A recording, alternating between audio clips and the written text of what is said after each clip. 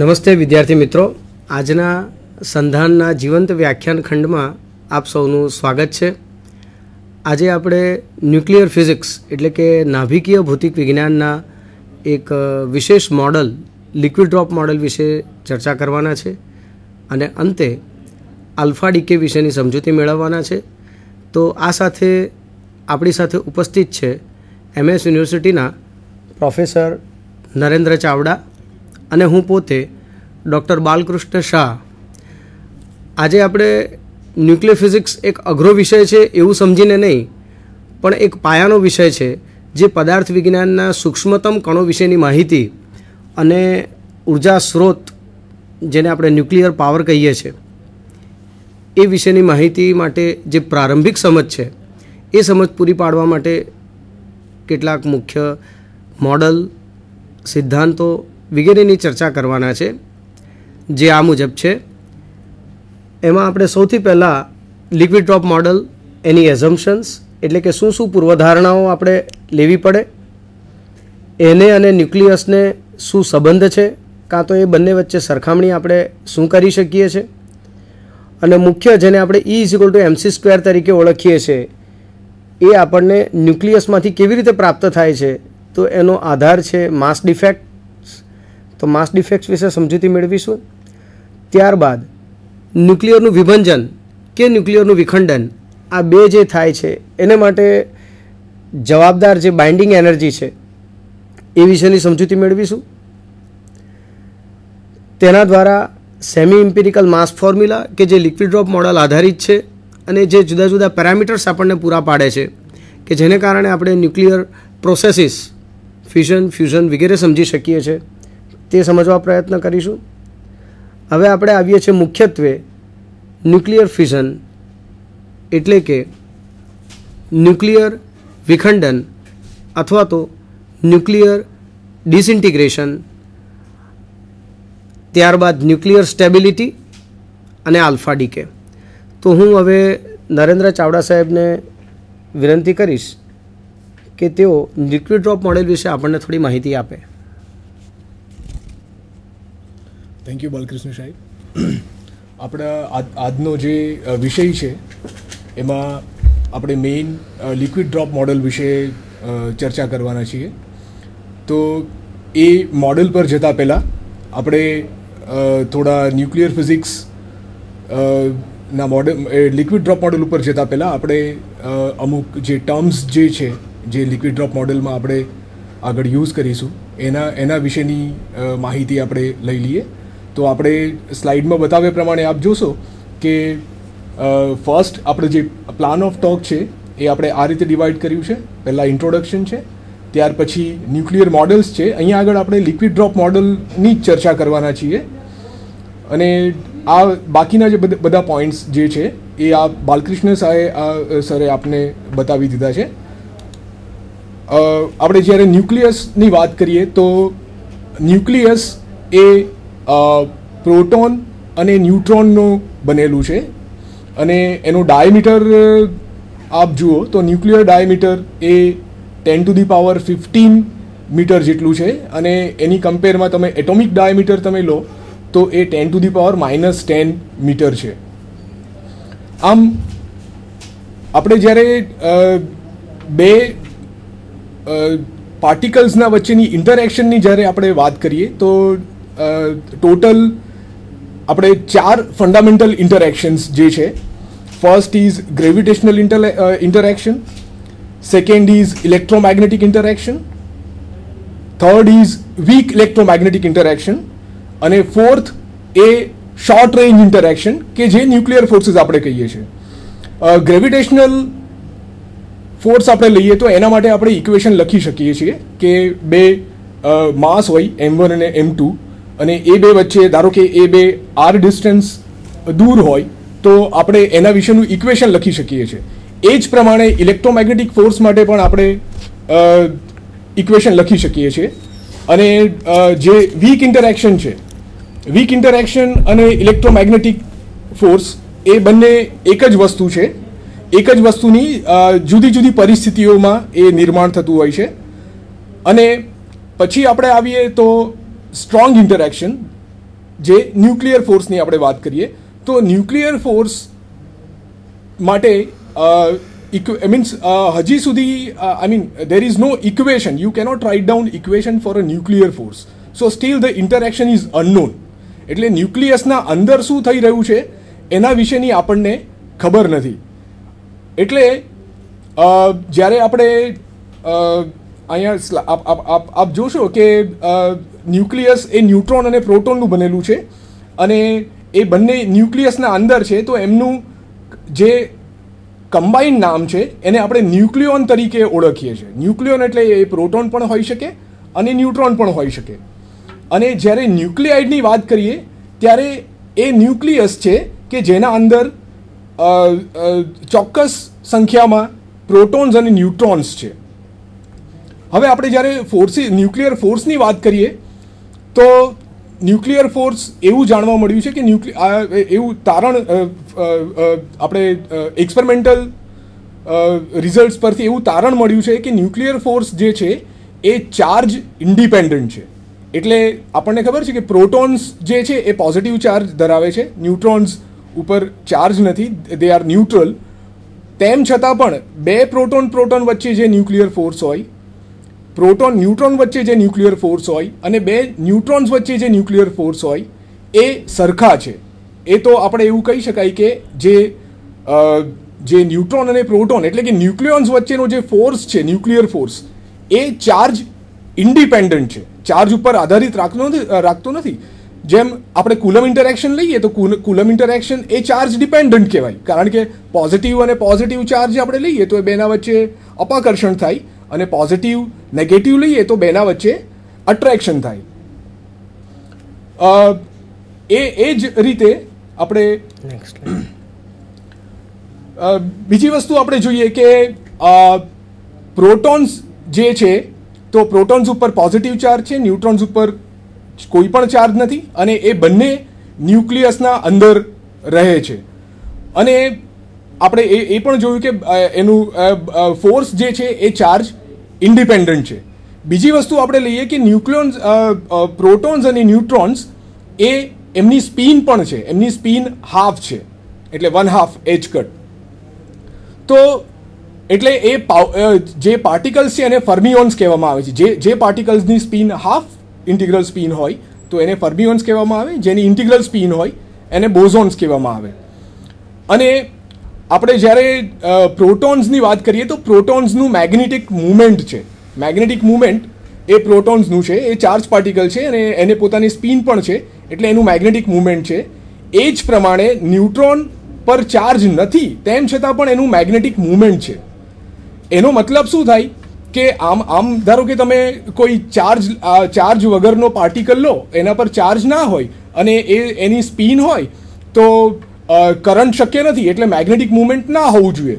પણ તેમ છતાં પણ ન્યુટ્રોન માટે મેગ્નેટિક મુવમેન્ટ એનું એક્સપેરિમેન્ટલી મળ્યું છે અને એ નેગેટિવ છે. તો એના પરથી એ તારણ કાઢી શકાય કે જે ન્યુટ્રોન્સ જે છે એને અંદર ઇન્ટરનલ સ્ટ્રક્ચર છે, એટલે ટોટલ ન્યુટ્રોન આપણે લઈએ તો એ ચાર્જલેસ છે, પણ અંદર એની આંતરિક રચના જે છે એમાં ત્યાં આગળ આપણે ઇન્ટરનલ સ્ટ્રક્ચર છે એવું માની શકાય. એટલે ન્યુટ્રોન્સનું મેગ્નેટિક મુવમેન્ટ નેગેટિવ છે. ત્યારબાદ આપણે સ્લાઇડ ઉપર હવે જોઈશું કે આપણે જે પણ કંઈ એનર્જીની વાત કરીશું અહીંયા, જે ન્યુક્લિયર એનર્જી જે છે તો એના યુનિટની વાત કરીશું. તો આપણે જે એટોમિક માસ યુનિટ અહીંયા આપણે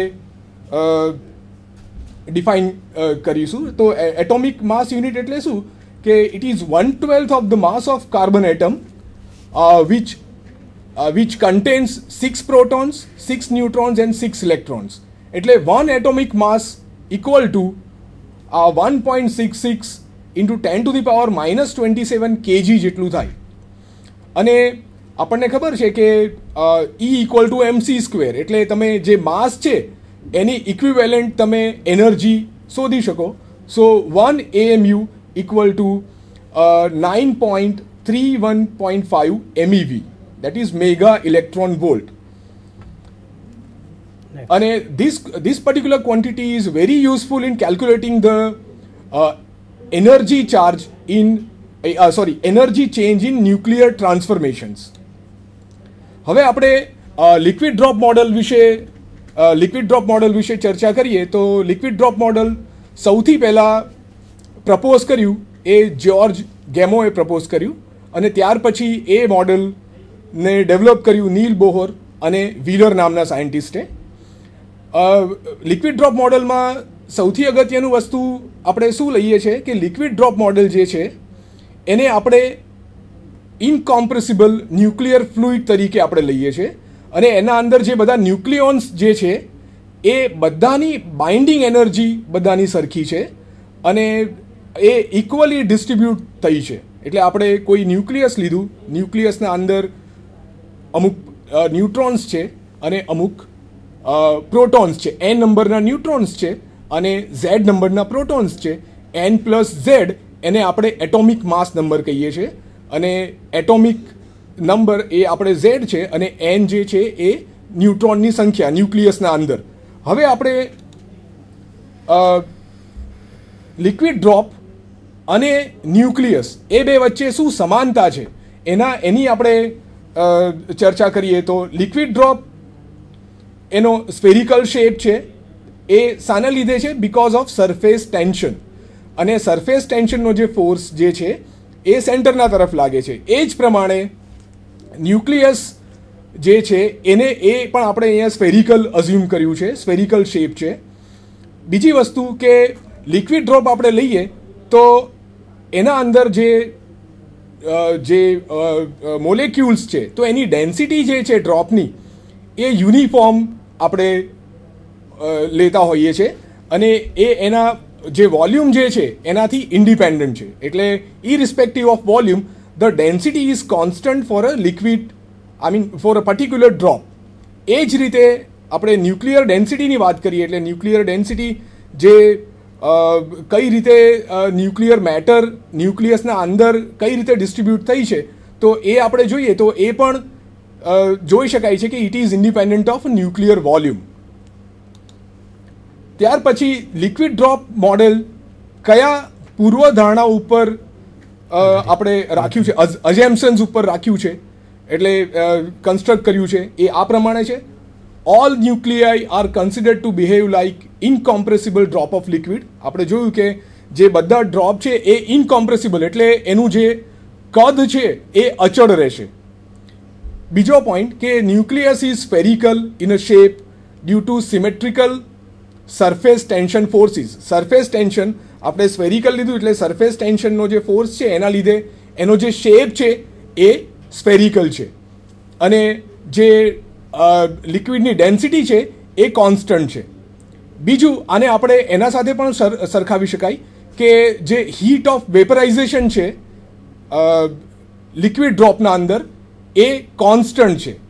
એ જ રીતે આપણે અહીંયા આપણે જોઈશું કે બાઇન્ડિંગ એનર્જી પર ન્યુક્લિયોન જે છે એ પણ કોન્સ્ટન્ટ છે. તો આ રીતે આ જે સમાનતા છે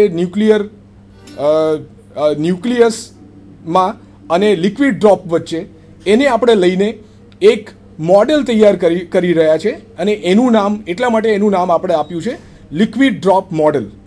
આ નેક્સ્ટ સ્લાઇડ આપણે આપ જોશો તો હવે આપણે જે બીજો પોઈન્ટ આપણે જે સમજવાનું છે that is mass defect. Now what is mass defect? તો આપણે સપોઝ તમે ધારો કે કોઈ એક ન્યુક્લિયસ લીધું. ન્યુક્લિયસ આપણને ખબર છે એ ન્યુટ્રોન અને પ્રોટોન્સનું બનેલું છે. તો આપણે ન્યુટ્રોન પ્રોટોન બધાને આપણે આમ ન્યુક્લિયસના અંદર બંને ભેગા છે પ્રોટોન અને ન્યુટ્રોન, પણ આપણે બધાને સેપરેટ કરવા હોય તો એમને સેપરેટ કરવા માટે આપણે એક એનર્જી આપવી પડતી હોય છે. તો જ્યારે આપણે ન્યુક્લિયસનું માસ લઈએ જ્યારે એ બધા ભેગા હોય પ્રોટોન ન્યુટ્રોન બધા સાથે હોય એટલે કે ન્યુક્લિયસ હોય એને આપણે માસ ઓફ ન્યુક્લિયસ કહીએ અને બધાનું સેપરેટ માસ આપણે લઈએ. જેમ કે ઝેડ નંબર ઓફ પ્રોટોન્સ છે તો Z into MP plus N number of neutrons છે તો પ્લસ એન ઇન્ટુ એમપી અને એનો ડિફરન્સ લઈએ તો એ હંમેશા આ ડિફરન્સ પોઝિટિવ આવશે. એટલે કે ન્યુક્લિયસના માસ કરતાં એના કન્સ્ટિટ્યુઅન્ટ્સ જે છે એટલે કે પ્રોટોન અને ન્યુટ્રોન છે એમનું માસ સેપરેટલી એ ન્યુક્લિયસના માસ કરતાં વધારે છે. એનો મતલબ શું થાય કે જ્યારે એ બધા ભેગા થશે ત્યારે એનર્જી રિલીઝ થશે. તો આ જે ડિફરન્સ આવે છે માસમાં એને માસ ડિફેક્ટ કહેવામાં આવે છે. નેક્સ્ટ સ્લાઇડમાં આપણે બાઇન્ડિંગ એનર્જી શું કહેવાય એ આપણે આપ જોઈ શકો છો કે આ ન્યુક્લિયસ જે છે, ન્યુક્લિયસ એને આપણે એનર્જી સપ્લાય કરીએ તો એ એના કોન્સ્ટિટ્યુઅન્ટ્સમાં એટલે કે ન્યુટ્રોન પ્રોટોનના ટર્મ્સમાં એને સેપરેટ કરી શકો.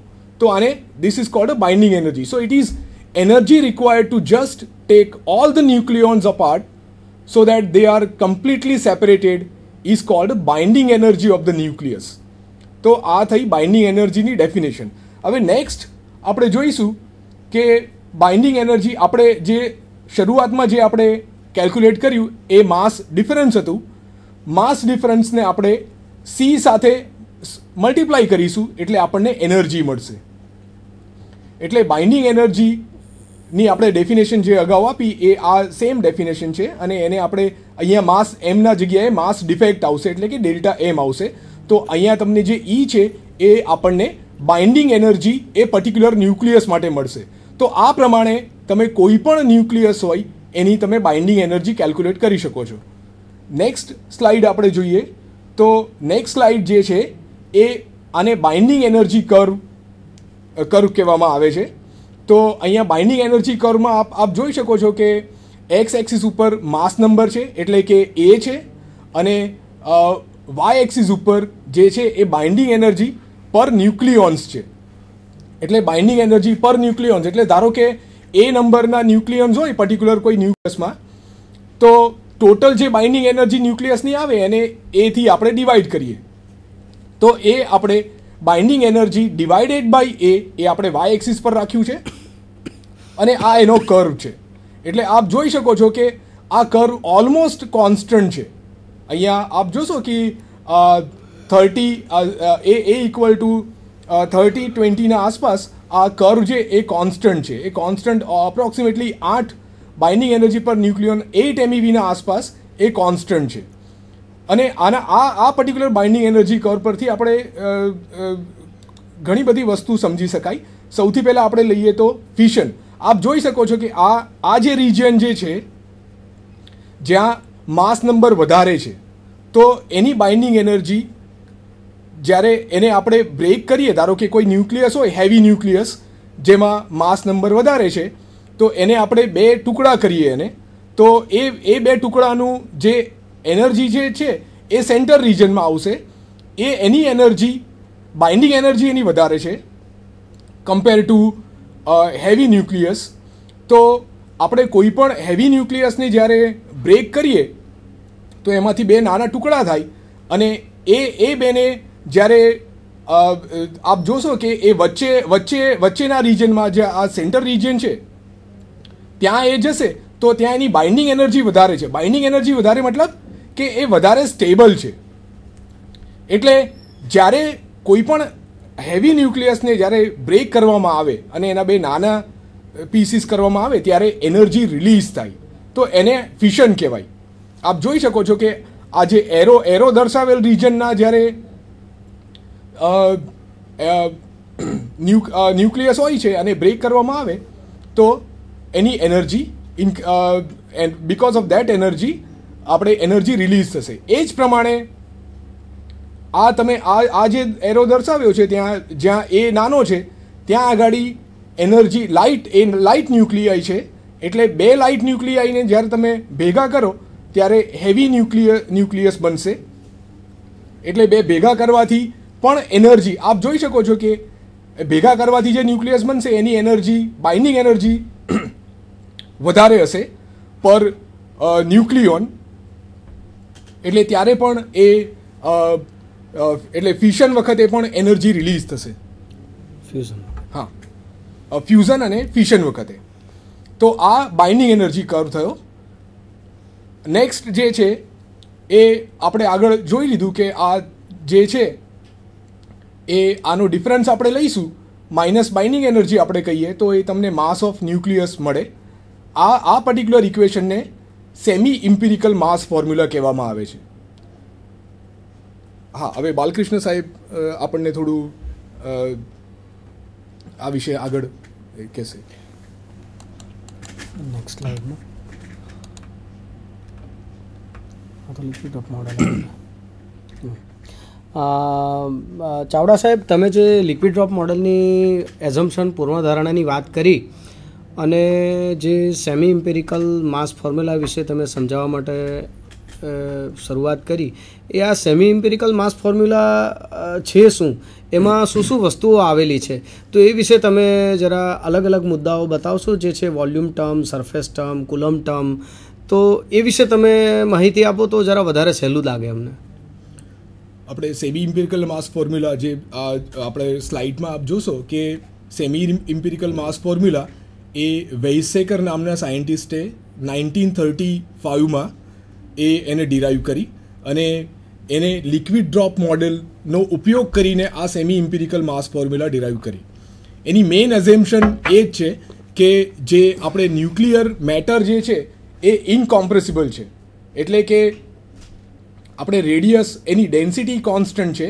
ડેન્સિટી કોન્સ્ટન્ટ છે, it is independent of volume, એટલે રેડિયસ જે છે એ એટોમિક નંબરના R is proportional to A to the power 1/3 અને ન્યુક્લિયર ફોર્સિસ એ સેચ્યુરેટ થાય છે. આપ જોશો કે બાઇન્ડિંગ એનર્જી પર ન્યુક્લિયોન જે કર્વ છે એ સેચ્યુરેટ થઈ જાય છે. તો બાઇન્ડિંગ એનર્જી આપણે જોઈશું તો બાઇન્ડિંગ એનર્જીના અંદર ટોટલ આપણે 5 ટર્મ્સ અહીંયા જોવાના છે.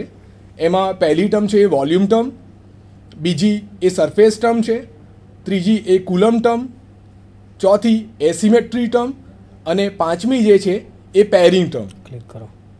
હવે વોલ્યુમ ટર્મ આપણે લઈએ તો આપણે જોયું કે ડેન્સિટી ન્યુક્લિયસ માટે જે છે એ કોન્સ્ટન્ટ છે, એટલે ડેન્સિટી કોન્સ્ટન્ટ છે એટલે વોલ્યુમ જે બાઇન્ડિંગ એનર્જી જે છે it is proportional two volume, અને એટલે વોલ્યુમ આપણને ખબર છે વોલ્યુમ ઇઝ 4/3 πr³. કોઈ આર રેડિયસનું સ્ફિયર હોય તો એનું વોલ્યુમ થાય 4/3 πr³. એટલે આ વોલ્યુમ બાઇન્ડિંગ એનર્જી જે છે, જે વોલ્યુમ ટર્મની બાઇન્ડિંગ એનર્જી છે it is proportional two r³. અને આર જે છે ન્યુક્લિયર રેડિયસ, એના માટે r = r0 ઇન્ટુ A⁻⁻⁰, એટલે r³ છે એટલે it is proportional to A. So that's why binding energy per A is constant. Binding energy per nucleon જે term છે એ કોન્સ્ટન્ટ હશે, એટલે number of neighbours of each nucleon is independent of overall size of nucleus. એટલે આ દરેકે દરેક nucleus માટે BV/A કોન્સ્ટન્ટ છે. અને આપ જોઈ શકો છો અહીંયા ગ્રાફ ઉપર, ગ્રાફમાં વાય એક્સિસ પર બાઇન્ડિંગ એનર્જી પર ન્યુક્લિયોન છે અને એક્સ એક્સિસ ઉપર આપ જોશો કે એ એટોમિક નંબર છે, અને આ જે ટર્મ જે છે એ કોન્સ્ટન્ટ છે અહીંયા આગળ. તો this is volume energy. So volume energy is constant. અને આપણે જોયું બાઇન્ડિંગ એનર્જી કર્વ એ કોન્સ્ટન્ટ નથી, પણ એ શરૂઆતમાં ઇન્ક્રીઝ થાય છે અને પછી એક પર્ટિક્યુલર જગ્યા પર જઈને એ સેચ્યુરેટ થાય છે. એટલે એકલી બાઇન્ડિંગ એનર્જીના અંદર આપણે બીજા કરેક્શન્સ એડ કરવા પડે. હવે સેકન્ડ ટર્મ આપણે જોઈશું તો એ સરફેસ ટર્મ છે. Now what is surface term? Basically surface term સમજવા માટે આપણે એ પહેલાં આ એક ફિગર છે એનો ઉપયોગ કરીશું. આ ફિગરના અંદર આપ જોઈ શકો છો કે આ ન્યુક્લિયસની કલ્પના કરો કે એના અંદર આ ન્યુટ્રોન અને પ્રોટોન છે, એટલે આપણે ન્યુક્લિયોન્સ જ કહીશું. હમણાં આપણે ડિફરન્શિએટ નથી કરતા પ્રોટોન અને ન્યુટ્રોન વચ્ચે.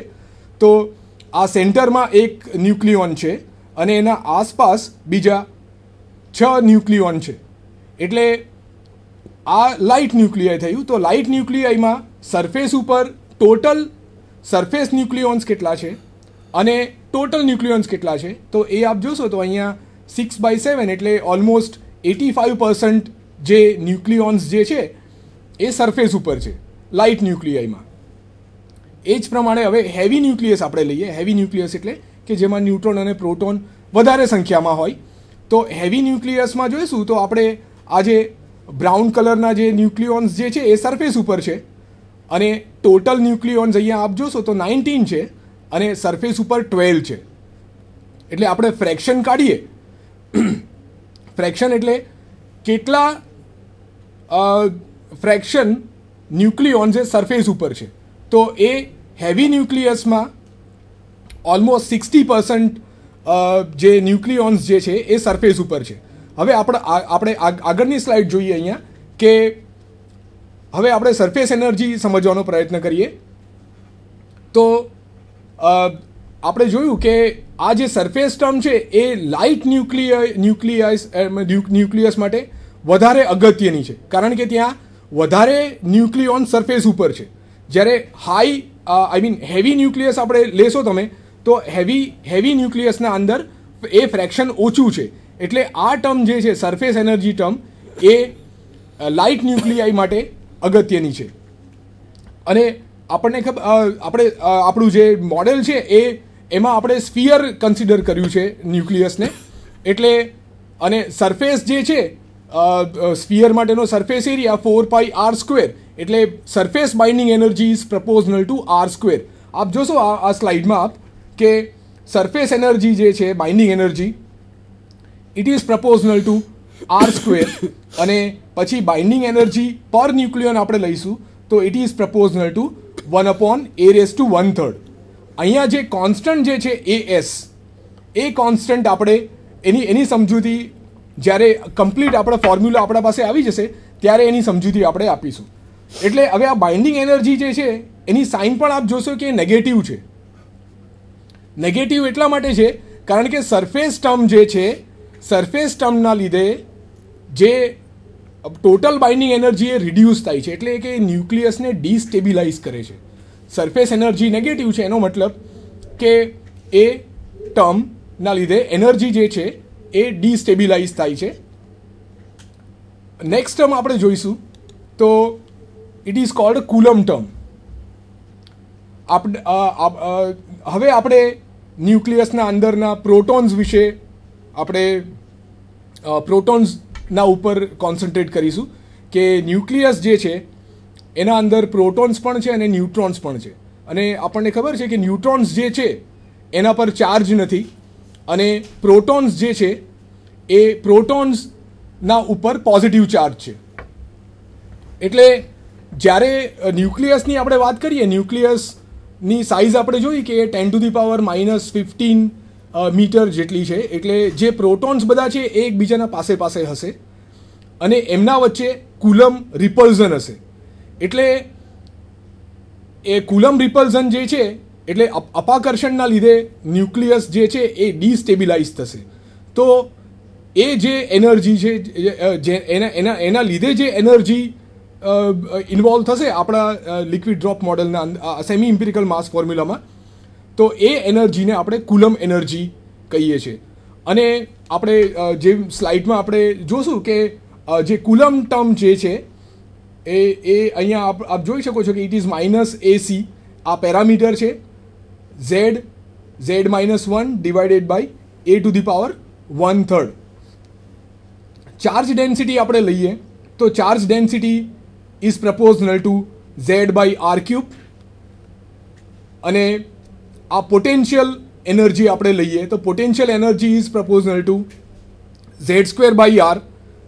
અને પોટેન્શિયલ એનર્જી એકચ્યુઅલી આપણે લઈએ તો z² જગ્યા પર z² થી થોડી ઓછી હોય છે. એના માટે આપણે z × z-1 લીધું, એટલે કે z² - z થયું ડિવાઇડેડ બાય r. એટલે binding energy per ન્યુક્લિયોન coulomb interaction ખાલી આપણે કન્સિડર કરીએ તો એની જે ટર્મ છે એ નેગેટિવ આવે છે. આપ જોશો કે આ નેગેટિવ ટર્મ છે. એટલે કુલમ ઇન્ટરેક્શન પણ જે છે એ કુલમ ઇન્ટરેક્શન એ ન્યુક્લિયસને ડિસ્ટેબિલાઇઝ કરે છે. હવે પછીના નેક્સ્ટ સ્લાઇડમાં આપ જોશો કે આ વોલ્યુમ એનર્જીના લીધે આ કોન્સ્ટન્ટ ટર્મ છે, ત્યાર પછી આ સરફેસ એનર્જી આવી અને કુલમ એનર્જી એટલે બાઇન્ડિંગ એનર્જી હજી રિડ્યુસ થઈ. બાઇન્ડિંગ એનર્જી રિડ્યુસ થઈ મીન્સ બાઇન્ડિંગ એનર્જી પર ન્યુક્લિયોન એ ડિક્રીઝ થઈ. એનો મતલબ કે ન્યુક્લિયસ જે સરફેસ ટર્મ અને કુલમ ટર્મ છે એ બે ટર્મ એવી છે કે જે ન્યુક્લિયસને ડિસ્ટેબિલાઇઝ કરે, એટલે કે એની બાઇન્ડિંગ એનર્જી પર ન્યુક્લિયોન જે છે એ ઓછી કરે છે. હવે આ નેક્સ્ટ જે છે એ એક્ઝામ્પલ લીધું છે કે યુરેનિયમ ન્યુક્લિયસ આપણે લઈએ, યુરેનિયમ 238, જે યુરેનિયમનું એક આઇસોટોપ છે અને એનો ઝેડ જે છે એ 92 છે, એ એટોમિક માસ નંબર જે છે એ 238 છે. તો ધારો કે આપણે એવી કલ્પના કરીએ કે આને આપણે આ જે ન્યુક્લિયસ છે એના 2 ટુકડા કરવામાં આવે, એકદમ સરખા ટુકડા, એટલે એને ફિશન કહેવાય. તો એનાથી આ 2 આપણને ન્યુક્લિયસ મળશે.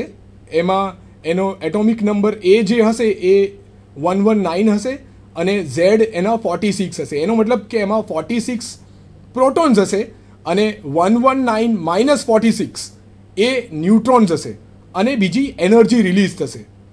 હવે આ કેટલી એનર્જી રિલીઝ થશે એ આપણે ખાલી ઇલેક્ટ્રોસ્ટેટિક એનર્જી કન્સિડર કરીને કેલ્ક્યુલેટ કરી શકાય. તો આપણને ખબર છે કે કોઈ સ્ફિયર આપ લો, ચાર્જડ સ્ફિયર, એમાં ચાર્જ યુનિફોર્મલી ડિસ્ટ્રીબ્યુટ કરેલો છે અને એની તમે પોટેન્શિયલ એનર્જી તમે લો એ ચાર્જડ સ્ફિયરની, તો એની પોટેન્શિયલ એનર્જી આપણે સ્લાઇડમાં આપી છે કે EC is equal to 3/5 z-1 E² divided by 4πε0 r, જ્યાં r જે છે એ જે ન્યુક્લિયસ લીધું છે એની રેડિયસ છે અને નીચે આ ઇક્વેશન જે છે એમાં r0 જે છે, r0 ઇઝ 1.3 ફર્મી અને 1 ફર્મી ઇઝ 10⁻⁻15 મીટર. હવે આપણે અહીંયા ખાલી ઇલેક્ટ્રોસ્ટેટિક એનર્જી લઈને આપણે કેલ્ક્યુલેટ કરીએ કે કેટલી એનર્જી રિલીઝ થાય આ ફિશનના લીધે, તો એ તમે ઇઝીલી કેલ્ક્યુલેટ કરી શકો છો. તો અહીંયા અમે કેલ્ક્યુલેટ કરી છે, એ આપ જોઈ શકો છો કે એ 338.115 MeV. એટલે આ જે એસ્ટિમેટ કર્યું છે, આ એનર્જી કેલ્ક્યુલેટ કરી છે, એ ખાલી અહીંયા આપણે શું કન્સિડર કર્યું છે, ખાલી ઇલેક્ટ્રોસ્ટેટિક એનર્જી કન્સિડર કરી છે, બીજી કોઈ પણ એનર્જી આપણે હજી લીધી નથી. અચ્છા, વોલ્યુમ એનર્જી આપણે અહીંયા એટલા માટે નથી લીધી કારણ કે વોલ્યુમ કોન્સ્ટન્ટ રહેશે. એના 2 ટુકડા કર્યા તો પણ જે ઇનિશિયલ વોલ્યુમ હતું યુરેનિયમનું અને બીજા 2 જે આવે એટલે વોલ્યુમ કોન્સ્ટન્ટ છે, એટલે વોલ્યુમ ટર્મ એમાં આવે નહીં. એટલે આપણે ખાલી અહીંયા એક ઇલેક્ટ્રોસ્ટેટિક એનર્જી જ લીધી છે અહીંયા. હવે આપણે અહીંયા સરફેસ એનર્જી કન્સિડર કરીએ તો આપણે જોયું કે અહીંયા જે એનર્જી જે છે એ 338 MeV છે, એ ઇલેક્ટ્રોસ્ટેટિક ના લીધે જ આપણને મળી છે અને એક્સપેરિમેન્ટલ તમે ફિગર્સ જુઓ તો એ અરાઉન્ડ 190 આસપાસ છે, 190 MeV. એટલે આપણું 338 એ થોડું વધારે એસ્ટિમેટ કહેવાય. તો એ કેમ, તો એ સમજવા માટે હવે આપણે સરફેસ એનર્જી આપણે જોશું અહીંયા. તો સરફેસ એનર્જી જે છે આપણે અગાઉ ઇક્વેશન ડિરાઈવ કર્યું કે surface energy can be given by -as a2 અને ની વેલ્યુ જે છે 13.1 MeV. એ વેલ્યુ કેવી રીતે કેલ્ક્યુલેટ કરી છે એ આપણે જ્યારે આ ફોર્મ્યુલા કમ્પ્લીટ થશે ત્યારે આપણે એનું ડિટેલમાં એક્સપ્લેનેશન આપીશું. પણ અત્યારે આ ઇક્વેશન લઈને હવે આપણે સરફેસ એનર્જી કેલ્ક્યુલેટ કરીએ યુરેનિયમ માટે. તો યુરેનિયમ માટે જે છે એ 503.102 MeV છે અને એ જ પ્રમાણે આપણે એના જે ફ્રેગમેન્ટ એના જે ટુકડા આવ્યા એના ફ્રેગમેન્ટ્સ એના માટે 316.934 MeV આપણે કેલ્ક્યુલેટ કરી શકીએ છીએ આ ફોર્મ્યુલા યુઝ કરીને. આમાં એની વેલ્યુ જે છે એ યુરેનિયમ માટે 238 આવશે અને એક્સ માટે એ 119 આવશે. અને હવે આપણે ટોટલ સરફેસ એનર્જી જ્યારે યુરેનિયમને 2 ટુકડા કરવામાં આવે ત્યારે એની સરફેસ એનર્જી ઇન્ક્રીઝ થાય છે. એટલે યુરેનિયમ જ્યારે ન્યુક્લિયસની ટોટલ સરફેસ એરિયા હશે એના કરતાં એના 2 ટુકડા આવ્યા એના સરફેસ એરિયા વધારે હશે. તો એના લીધે હવે આ જે સરફેસ એનર્જી આવી એ સરફેસ એનર્જી આપ અહીંયા જોઈ શકો છો કે સરફેસ એનર્જી આમાં આપણે 2 થી મલ્ટીપ્લાય કર્યું છે કારણ કે આપણને આ જે ફ્રેગમેન્ટ જેના આપણને ફ્રેગમેન્ટ્સ મળશે એ 2 છે એટલે 2 ઇન્ટુ ધીસ. એટલે આ સરફેસ એનર્જી એ પ્રોડક્ટ જે આવી એની આવ્યું ઓર તમે ડોટર ન્યુક્લિયાઈ પણ કહી શકો અને પેરેન્ટ ન્યુક્લિયાઈની જે એનર્જી જે છે સરફેસ એનર્જી એ આટલી છે. એટલે ટોટલ એનર્જી હવે આપણે જ્યારે કરેક્શન એડ કરીએ સરફેસ એરિયાના લીધે તો ફિશન એનર્જી આપ જોઈ શકો છો કે 207 MeV જેવી આવે છે. જેમ અગાઉ મેં આપને કીધું કે એક્સપેરિમેન્ટલ વેલ્યુ જે છે એ 190 MeV છે. એટલે આપણે કુલમ ઇન્ટરેક્શન અને સરફેસ ટર્મ બે એડ કરીએ તો આપણને 207 મળે છે, જ્યારે એક્સપેરિમેન્ટલ આમ આપણે જોવા જઈએ તો 190ના આસપાસ છે. So 207 is reasonably good approximation we would say. હવે નેક્સ્ટ ટર્મ આપણે જોઈએ તો એસિમેટ્રી ટર્મ છે. Now what is asymmetry term? તો એ સમજવા માટે આપણે આ એક આપના સમક્ષ એક ફિગર ડ્રો કરી છે. એ આપ જોઈ શકો છો કે આ તરફ જે ફિગર છે એમાં ન્યુટ્રોન અને પ્રોટોન્સ આપણે લીધા છે. આપણે એવું કન્સિડર કરીએ કે રેડ કલરના જે છે એ પ્રોટોન્સ છે અને બ્લુ કલરના ન્યુટ્રોન્સ છે. હવે જેવી રીતે આપણે વાત કરી કે ન્યુટ્રોન્સ અને પ્રોટોન્સ એ એમની સ્પિન હાફ છે અને એ ફર્મિઓન્સ છે, એટલે એ પાઉલીઝ એક્સક્લુઝન પ્રિન્સિપલને ફોલો કરે. એટલે એટલા માટે દરેક આપ જોશો કે દરેક સ્ટેટના અંદર બે પ્રોટોન છે. આપ જોઈ શકો છો. આને આપણે સ્ટેટ કન્સિડર કરીએ તો અહીંયા બે પ્રોટોન છે, અહીંયા પણ ન્યુટ્રોન છે. હવે એક જ સ્ટેટમાં ન્યુટ્રોન અને પ્રોટોન સાથે રહી શકે એટલા માટે કારણ કે બંને જુદા જુદા પાર્ટિકલ છે. પણ એક પ્રોટોન ધારો કે એની સ્પિન અપ હોય, બીજાની સ્પિન ડાઉન હોય, તો મેક્સિમમ બે પ્રોટોન અહીંયા રહી શકે અને મેક્સિમમ બે ન્યુટ્રોન અહીંયા રહી શકે. તો આ રીતે આ તરફનું જે તમને ફિગર આપી છે, જે આ પ્રોટોન અને ન્યુટ્રોનની સંખ્યા સરખી છે, એટલે કે n-z આપ જુઓ છો કે એ 0 છે અહીંયા. તો આના કમ્પેરમાં આપ જુઓ કે ધારો કે હું આ બે પ્રોટોન જે છે અહીંયા મારું A16 છે, એટલે કે ટોટલ એટોમિક માસ નંબર મારો 16 છે. હવે આ બે પ્રોટોનને હું ન્યુટ્રોનમાં ટ્રાન્સફર કરું તો હવે પ્રોટોનની સંખ્યા ઘટી એટલે કુલમ ઇન્ટરેક્શન રિડ્યુસ થયું. એટલે કુલમ ઇન્ટરેક્શન રિડ્યુસ થયું એટલે ઓબ્વિયસલી આપણું ન્યુક્લિયસ એ વધારે સ્ટેબલ થયું. પણ એના સાથે હવે જ્યારે બે પ્રોટોન આ તરફ ટ્રાન્સફર થયા તો જે ન્યુટ્રોન્સ જે છે એની સંખ્યા અહીંયા ન્યુટ્રોન્સ એ હાયર એનર્જીમાં ગયા તો આટલો એનર્જી ડિફરન્સ આવ્યો. એટલે જ્યારે આપ જોઈ શકો છો કે અહીંયા સિચ્યુએશન સિમેટ્રિકલ છે, જ્યારે અહીંયા આપણે એસિમેટ્રી પ્રોડ્યુસ થઈ, કારણ કે આપણે અહીંયા વધારે ન્યુટ્રોન્સ અહીંયા ન્યુટ્રોન્સ વધારે છે કમ્પેર ટુ પ્રોટોન્સ. એટલે આ જે એસિમેટ્રી ટર્મ આપણે લઈએ તો એ કોના પ્રપોઝનાલિટીમાં છે? n-z ના પ્રપોઝનાલિટીમાં છે.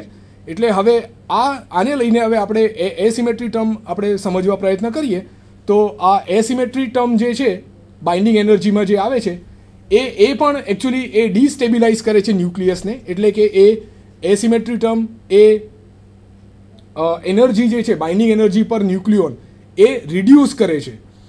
અને એ આપ જોશો કે અહીંયા સ્લાઇડમાં બતાવ્યા પ્રમાણે કે લાઇટ ન્યુક્લિયાઈ આપણે લઈએ તો લાઇટ ન્યુક્લિયાઈમાં ન્યુટ્રોન અને પ્રોટોનની સંખ્યા સરખી જ હોય છે અને એ કેટલી હોય છે તો પ્રિફરેબલી a/2. અને જ્યારે ડેવિએશન આવે સિમેટ્રીમાં તો બાઇન્ડિંગ એનર્જી ઓછી થશે અને એ બાઇન્ડિંગ એનર્જી કેટલી ઓછી થશે તો એ n-z ઉપર આધાર રાખશે. એટલે કેટલા ફ્રેક્શન અફેક્ટ થશે તો n-z divided by total number of nucleons. અને ફાઇનલી તમે જ્યારે આ કેલ્ક્યુલેટ કરો બાઇન્ડિંગ એનર્જી પર ન્યુક્લિયોન એસિમેટ્રી ટર્મ માટે તો એ તમને આ પ્રમાણે એ ટર્મ આવશે. દેટ ઇઝ માઇનસ આ પેરામીટર છે અને n-z² ડિવાઇડેડ બાય a². આ થઈ એસિમેટ્રી ટર્મ. હવે નેક્સ્ટ આપ જોશો તો નેક્સ્ટ અને આ જે છેલ્લી ટર્મ છે દેટ ઇઝ સ્પેરિંગ એનર્જી ટર્મ. તો નાઉ વોટ ઇઝ સ્પેરિંગ એનર્જી? તો આપણે તમે ન્યુક્લિયસ તમે લો તો એવું જાણવા મળ્યું છે કે એક્સપેરિમેન્ટલી જાણવા મળ્યું છે કે જે ન્યુક્લિયસના અંદર પ્રોટોનની સંખ્યા ઇવન હોય અને ન્યુટ્રોનની સંખ્યા ઇવન હોય એ વધારે સ્ટેબલ છે કમ્પેર ટુ ધેર નેબર્સ કે જ્યાં આગળ ન્યુટ્રોનની સંખ્યા ઓડ હોય અથવા પ્રોટોનની સંખ્યા ઓડ હોય અથવા બંને ઓડ હોય. એટલે ઇવન નંબરવાળા જે ન્યુટ્રોન્સ અને પ્રોટોન્સ જેમાં જે ન્યુક્લિયસમાં હોય છે એ વધારે સ્ટેબલ હોય છે કમ્પેર ટુ ધેર નેબર્સ. તો એ પર્ટિક્યુલર ટર્મ ઇન્ટ્રોડ્યુસ કરવા માટે અહીંયા આપ જોઈ શકો છો કે પેરિંગ એનર્જી ટર્મ જે છે એ પેરિંગ એનર્જી ટર્મ અહીંયા એડ કરી છે. તો ઇવન એ વધારે સ્ટેબલ છે. ઓડ એનો મતલબ કે એમાં એક ન્યુટ્રોન ક્યાં તો પ્રોટોન બેમાંથી એક ઇવન હોઈ શકે, ક્યાં તો ઓડ હોઈ શકે. એટલે કે ઇવન એન હોય તો ઓડ ઝેડ હોય, ઓર વાઇસા વર્સા. તો એની આપણે અહીંયા ઝીરો એનર્જી લીધી છે, અને અહીંયા પોઝિટિવ ઇવનની લીધી છે, અને નેગેટિવ પેરિંગ એનર્જી એ આપણે ઓડ ન્યુટ્રોન અને ઓડ પ્રોટોન માટે લીધી છે. એટલે આ થઈ પેરિંગ એનર્જી ટર્મ. હવે આપણે જે આ બધી ટર્મ આપણે 5 ટર્મ આપણે જે બાઇન્ડિંગ એનર્જીમાં જોઈ સેમી ઇમ્પિરિકલ માસ ફોર્મ્યુલામાં, એમાં જે કોન્સ્ટન્ટ હતા, જે બાઇન્ડિંગ વોલ્યુમ એનર્જીમાં આપણે એવી કોન્સ્ટન્ટ જોયું, પછી કુલમ એનર્જીમાં આપણે એસી, એ જે જુદા જુદા 5 કોન્સ્ટન્ટ આવ્યા. તો એ કોન્સ્ટન્ટ કેવી રીતે મેળવવામાં આવે છે અને કેમ આને સેમી ઇમ્પિરિકલ માસ ફોર્મ્યુલા કહેવામાં આવે છે, તો એ સમજવા માટે આપ જોઈ શકો છો અહીંયા કે આ કોઇફિશિયન્ટ્સ જે છે એ કેવી રીતે કેલ્ક્યુલેટ કરવામાં આવે છે. તો આ કોઇફિશિયન્ટ્સ જે છે એ એક્સપેરિમેન્ટલ મેઝર્ડ જે માસીસ જે છે એમાં એને ફિટ કરવામાં આવે છે. અને આપ જોઈ શકો છો કે અહીંયા 3 જુદા જુદા ફીટ બતાવેલા છે. એક લી સ્ક્વેર ફીટ જે છે, એટલે લી સ્ક્વેર ફીટથી આ વેલ્યુઝ મળી છે આપણને. ત્યાર પછી બીજા 2 સાયન્ટિસ્ટે આ વેલ્યુઝ શોધી છે, તો એના વેલ્યુઝ પણ આપ જોઈ શકો છો. એટલે આ જે બધા વેલ્યુઝ છે પેરામીટર્સના, આપણા પાસે અહીંયા 5 પેરામીટર્સ છે. એ 5 પેરામીટર્સ એ જુદા જુદા હોઈ શકે. આપ જુદા જુદા હોઈ શકે, એ શાના પર આધાર રાખે કે તમે કેવી રીતે એમને ફીટ કરાવ્યા છે. ચાવડા સાહેબ એક મિનિટ, હું જરા તમને એક વસ્તુ પર ધ્યાન દોરીશ કે આ તમે જે ફોર્મ્યુલાઝ અને પેરામીટર્સને બધું લઈ આવ્યા, પણ આના કરતાં વધુ આપણે કોઈ પ્રત્યક્ષ રીતે એમને આકૃતિના સ્વરૂપમાં લિપિડ મોડેલની કોઈ માહિતી જો આપી શકીએ તો મને લાગે છે કે વધારે ઝડપથી સમજી શકાશે. તો મને એવું કોઈક આકૃતિ દ્વારા તમે નિદર્શન આપો કે જેથી લિક્વિડ ડ્રોપ મોડલ તરત સમજાઈ જાય.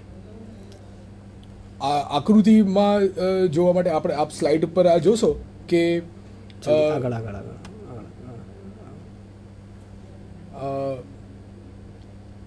આપ આકૃતિમાં તો આ પેરામીટર્સ જે છે, પેરામીટર્સ પછી હવે લિક્વિડ ડ્રોપ મોડલ જે છે એ લિક્વિડ ડ્રોપ મોડલના મદદથી આપણે કેટલી વસ્તુઓ એક્સપ્લેન કરી શકીએ છીએ એ આપ જોઈ શકો છો કે એનાથી તમે આર્ટિફિશિયલ રેડિયો એક્ટિવિટી આપ એક્સપ્લેન કરી શકો. તો liquid drop model also explains the phenomenon of artificial radio activity.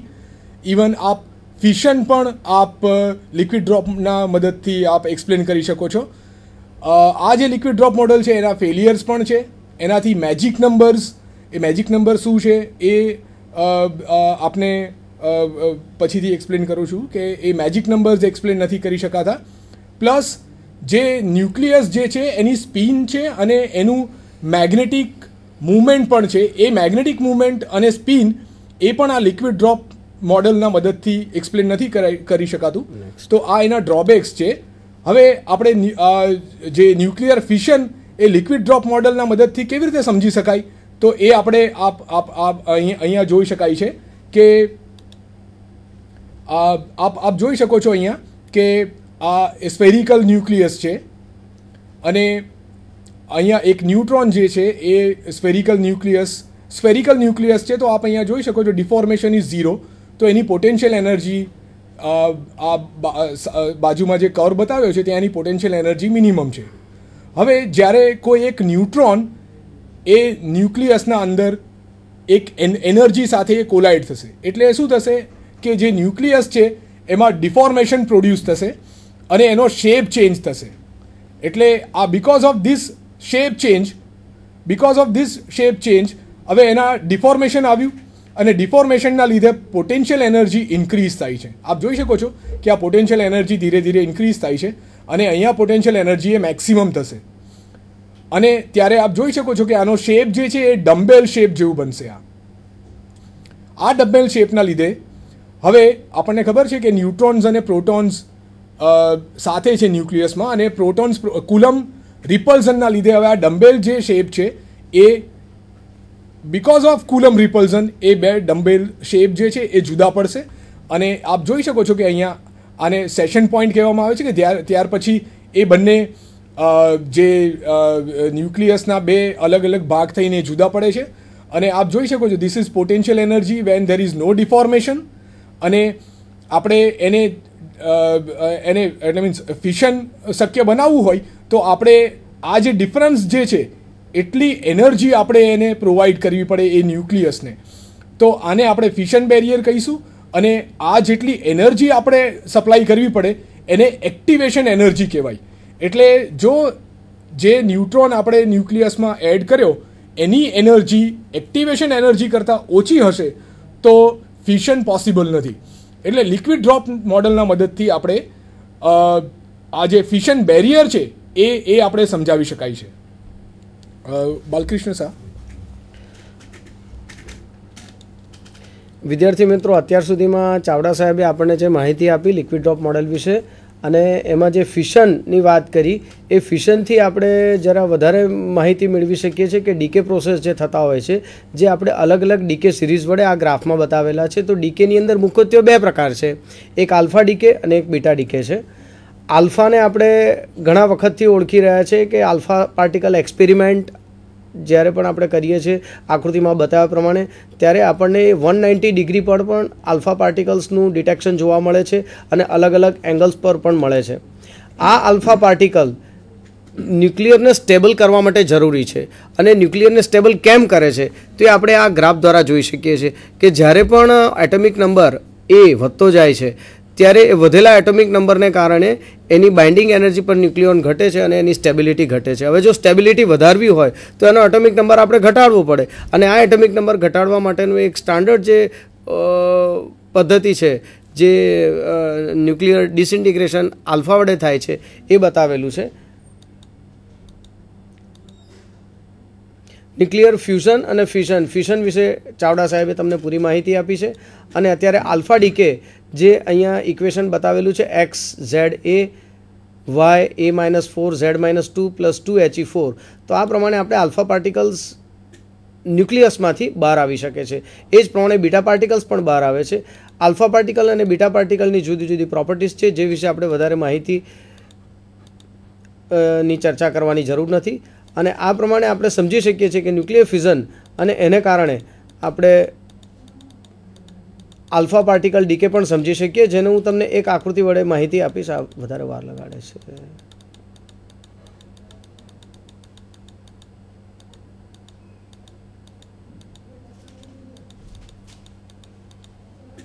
Alpha particle પોતે ન્યુક્લિયસની અંદર છે અને જે આલ્ફા પાર્ટિકલ ડીકે થવા માટે જવાબદાર છે ન્યુક્લિયરનું, તો આ માહિતી આપણે લિક્વિડ ડ્રોપ મોડેલ પરથી મેળવી શકીએ છીએ. ન્યુક્લિયસના અલગ અલગ જે રિએક્શન્સ છે એ રિએક્શન્સ પણ આપણે આ મોડેલને આધારે મેળવી શકીએ છીએ. ચાવડા સાહેબે આપણને જે વિસ્તૃત માહિતી આપી અને એ વિશે આપણને જે સમજાવવાનો જે ઊંડાણપૂર્વક પ્રયત્ન કર્યો, તો હું ચાવડા સાહેબ એ વિશે તમારે કોઈ પ્રશ્ન પૂછવા હોય ચાવડા સાહેબને તો પૂછી શકો છો.